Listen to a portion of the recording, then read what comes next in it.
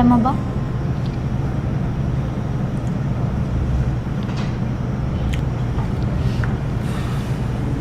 Okay ka lang?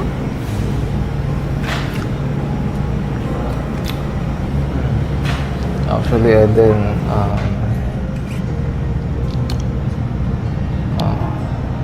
di na ako pwede. They are traveling just ahead of us, Pwedeng showing the way when Sa atin, bakit naman? Dahil ba dun sa mga nangyari? hindi. Sorry kung Hindi yung dahil doon. nakaraan naging busy ako. And kung may tampo ka man, pasensya na din. Di ayaw kong isipin mo na dahil yun dun sa mga sinabi ko. That time, nagkasabay-sabay lang lahat ng naging problema ko. And feeling ko kailangan ko din siyang i-voice out. And then, ayun, pasensya ka na. Gusto ko din mag-sorry sa'yo kung that time nakita ko naging emotional ka. And Naiintindihan ko naman yun kasi may problema ka din and di kita na-replyan nun. okay na naman. And simula nung sinabi mo sa akin yun, naintindihan ko na. Basta huwag mo na lang huwag mo na lang masyadong isipin kasi hindi dahil sa'yo yun.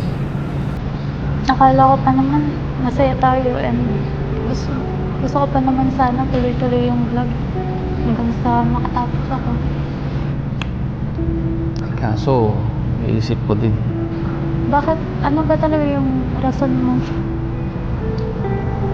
Gusto ko lang naman nalaman.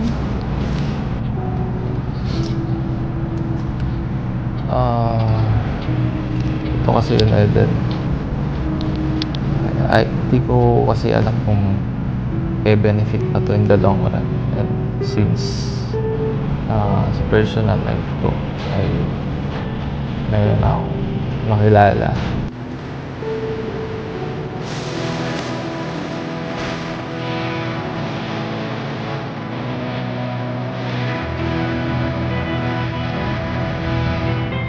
Nagkaroon na din ako ng girlfriend.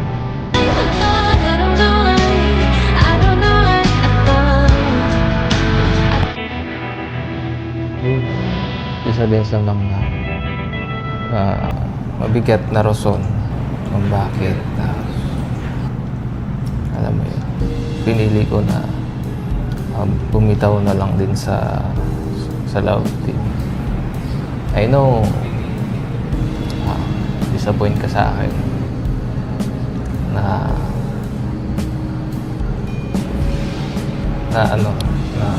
ganyan. Ngayon mo lang nalaman. Kasi pwede ko. Salamat sa masasayang alaala, Pong at Eden. Kahit ito ang huling vlog, mananatili kayo sa puso ng fans. Salamat sa panunod. Huwag kalimutang i-like, share at subscribe. Para sa buong kwento, panoorin ang original vlog ni Kaligap Rab. Suportahan natin ang mga kwentong nagbibigay inspirasyon.